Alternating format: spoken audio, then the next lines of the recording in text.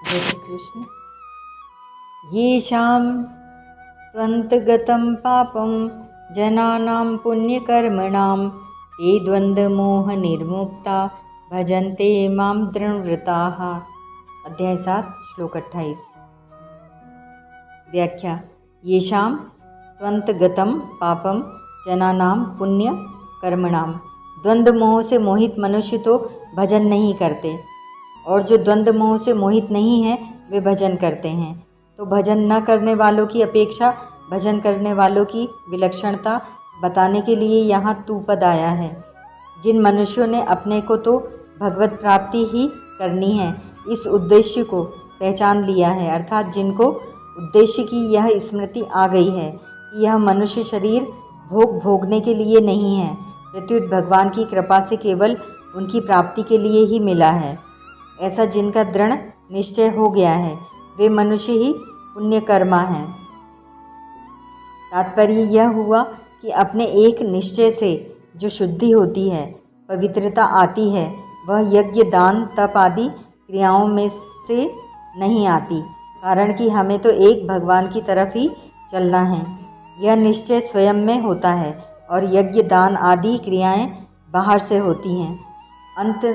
अंतगतम पापम कहने का भाव यह है कि जब यह निश्चय हो गया कि मेरे को तो केवल भगवान की तरफ ही चलना है, तो इस निश्चय से भगवान की सम्मुखता होने से विमुक्ता चली गई, जिससे पापों की जड़ ही कट गई, क्योंकि भगवान से विमुक्ता ही पापों का खास कारण है।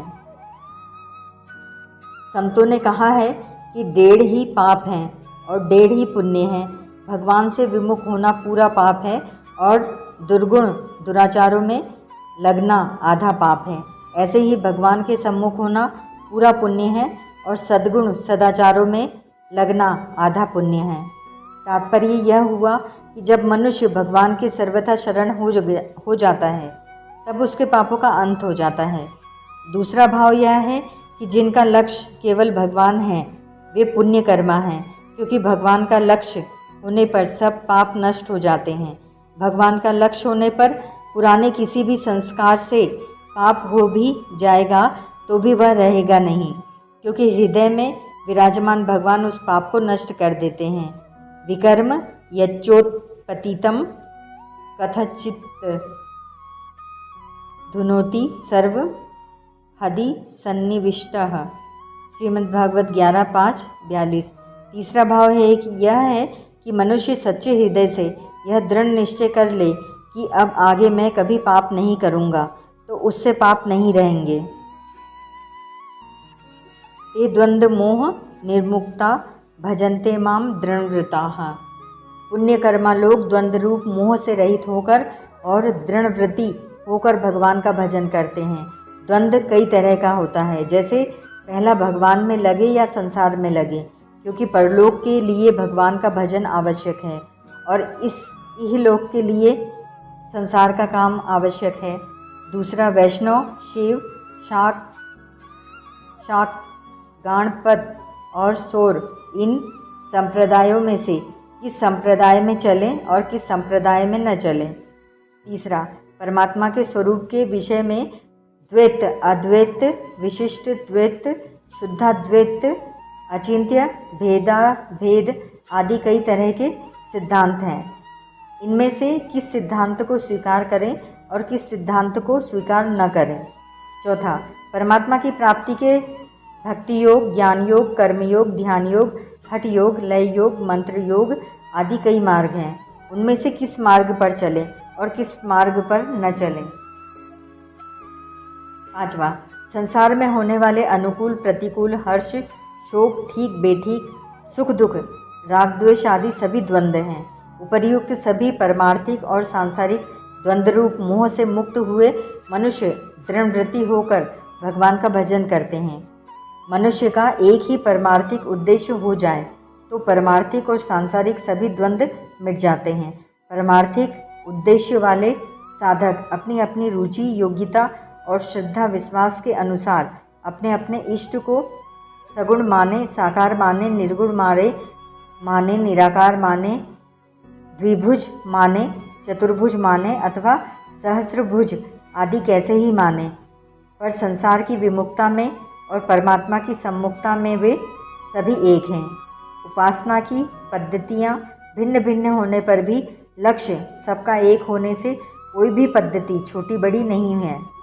जिस साधक का जिस पद्धति में श्रद्धा विश्वास होता है उसके लिए वही पद्धति श्रेष्ठ है और उसको उसी पद्धति का ही अनुसरण करना चाहिए, परंतु दूसरों की पद्धति या निष्ठा की निंदा करना उसको 2 नंबर का मानना दोष है। जब तक यह साधन विषयक द्वंद्व रहता है और साधक में अपने पक्ष का आग्रह और दूसरों का निरादर रहता है, तब तक साधक को भगवान के समग्र रूप का अनुभव नहीं होता। इसीलिए आदर तो सब पद्धतियों और निष्ठाओं का करें, पर अनुसरण अपनी पद्धति और निष्ठा का ही करें, तो इससे साधन विषयक द्वंद्व मिट जाता है। मनुष्य मात्र की यह प्रकृति होती है, ऐसा एक स्वभाव होता है कि जब वह परमार्थिक बातें सुनता है तब वह यह समझता है कि साधन करके अपना कल्याण करना है, क्योंकि मनुष्य जन्म की सफलता इसी में है। परंतु जब वह व्यवहार में आता है तब वह ऐसा सोचता है कि साधन भजन में क्या होगा, सांसारिक काम तो करना पड़ेगा, क्योंकि संसार में बैठे हैं, चीज़ वस्तु की आवश्यकता पड़ती है, उसके बिना काम कैसे चलेगा। अतः संसार का काम मुख्य रहेगा ही और भजन स्मरण का नित्य नियम तो समय पर कर लेना है, क्योंकि सांसारिक काम की जितनी आवश्यकता है उतनी भजन स्मरण नित्य नियम की नहीं। ऐसी धारणा रखकर भगवान में लगे हुए मनुष्य बहुत हैं। भगवान की तरफ चलने वालों में भी जिन्होंने एक निश्चय कर लिया है कि मेरे को तो अपना कल्याण करना है, सांसारिक लाभ हानि कुछ भी हो जाए इसकी कोई परवाह नहीं, कारण कि सांसारिक जितनी भी सिद्धि है वह आँख मीचते ही कुछ नहीं है। सम्मिलने नयन योर्निहि इच्छिदस्ति, और इन सांसारिक वस्तुओं को प्राप्त करने से कितने दिन तक हमारा काम चलेगा, ऐसा विचार करके जो एक भगवान की तरफ ही लग जाते हैं और सांसारिक आदर निरादर आदि की तरफ ध्यान नहीं देते, ऐसे मनुष्य ही द्वंद्व मोह से छूटे हुए हैं। दृढ़व्रताः कहने का तात्पर्य है कि हमें तो केवल परमात्मा की तरफ ही चलना है, हमारा और कोई लक्ष्य है ही नहीं। वह परमात्मा द्वैत है कि अद्वितीय है, शुद्धाद्वितीय है कि विशिष्टाद्वितीय है, सगुण है कि निर्गुण है, द्विभुज है कि चतुर्भुज है, इससे हमें कोई मतलब नहीं है। जैसे कि गजेंद्र ने कहा था, जो कोई ईश्वर प्रचंड वेग से सबको निगल जाने के लिए दौड़ते हुए अत्यंत बलवान कालरूपी सांप से भयभीत होकर शरण में आए हुए की रक्षा करता है और जिससे भयभीत होकर मृत्यु भी दौड़ रही है, उसी की मैं शरण ग्रहण करता हूँ। वह हमारे लिए कैसी भी परिस्थिति भेजे, हमें कहीं भी रखे और कैसे भी रखे, इससे भी हमें कोई मतलब नहीं है। बस हमें तो केवल परमात्मा की तरफ चलना है। ऐसे निश्चय से वे दृढ़व्रती हो जाते हैं।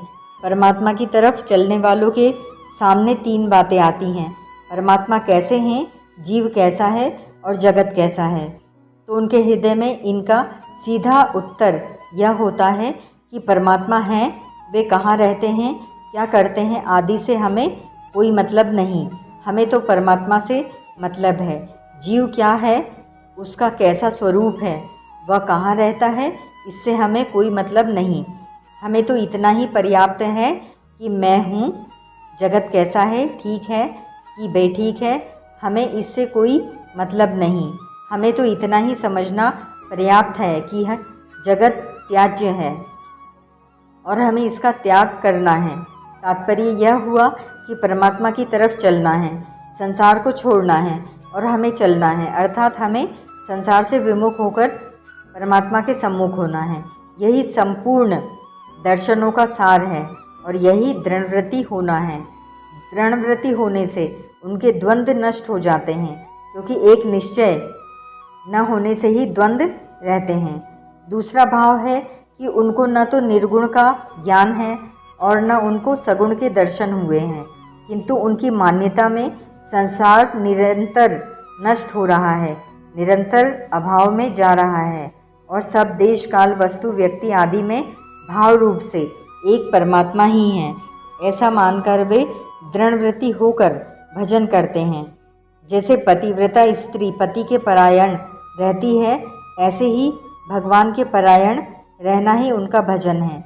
विशेष बात शास्त्रों में, संतवाणी में और गीता में भी यह बात आती है कि पापी मनुष्य भगवान में प्रायः नहीं लग पाते, पर यह एक स्वाभाविक सामान्य नियम है। वास्तव में कितने ही पाप क्यों न हों, वे भगवान से विमुख कर ही नहीं सकते, क्योंकि जीव साक्षात भगवान का अंश है। अतः उसकी शुद्धि पापों से आच्छादित भले ही हो जाए, पर मिट नहीं सकती। इसीलिए दुराचारी भी दुराचार छोड़कर भगवान के भजन में लग जाए तो वह बहुत जल्दी धर्मात्मा भक्त हो जाता है। क्षिप्रम भवति धर्मात्मा। अन्य योनियों में पाप नष्ट होने पर भी स्वभाव सुधर जाए, यह नियम नहीं है। जैसे 84 लाख योनियां और नरक भोगते हुए पाप तो नष्ट हो जाते हैं, पर स्वभाव नहीं सुधरता। परंतु मनुष्य योनि में पाप रहने पर भी साधक का स्वभाव सुधर सकता है। जैसे पापों के रहने से उनके फल रूप में प्रतिकूल परिस्थिति, बीमारी आदि आती है, पर सत्संग से, साधन परायणता से, अहमता परिवर्तन से परमार्थिक साधक का स्वभाव सुधर जाता है। गीता 9:31। अतः मनुष्य को कभी भी ऐसा नहीं मानना चाहिए कि पुराने पापों के कारण मेरे से भजन नहीं हो रहा, क्योंकि पुराने पाप केवल प्रतिकूल परिस्थिति रूप फल देने के लिए होते हैं, भजन में बाधा देने के लिए नहीं। प्रतिकूल परिस्थिति देकर वे पाप नष्ट हो जाते हैं। अगर ऐसा मान लिया जाए कि पापों के कारण ही भजन नहीं होता, तो अपि चेत्सु दुराचारो भजते माम नन्य भाग। गीता 9:30। दुराचारी से दुराचारी पुरुष अनन्य भाव से मेरा भजन करता है, यह कहना बन नहीं सकता। पापों के कारण अगर भजन ध्यान में बाधा लग जाए तो बड़ी मुश्किल हो जाएगी, क्योंकि बिना पाप के कोई प्राणी है ही नहीं। पाप पुण्य से ही मनुष्य शरीर मिलता है। इसी से सिद्ध होता है कि पुराने पाप भजन में बाधक नहीं हो सकते। इसीलिए जो दृढ़व्रती पुरुष भगवान के शरण होकर वर्तमान में भगवान के भजन में लग जाते हैं, उनके पुराने पापों का अंत हो जाता है। मनुष्य शरीर भजन करने के लिए ही मिला है। अतः जो परिस्थितियां शरीर तक रहने वाली हैं, वे भजन में बाधा पहुंचाए, ऐसा कभी संभव ही नहीं है। सकाम पुण्य कर्मों की मुख्यता होने से जीव स्वर्ग में आते जाते हैं और पाप कर्मों की मुख्यता होने से नरकों में जाते हैं। परंतु भगवान विशेष कृपा करके पापों और पुण्यों का पूरा फल भोग न होने पर भी, अर्थात 84 लाख योनियों के बीच में ही जीव को मनुष्य शरीर दे देते हैं। मनुष्य शरीर में भगवत भजन का अवसर विशेषता से प्राप्त होता है।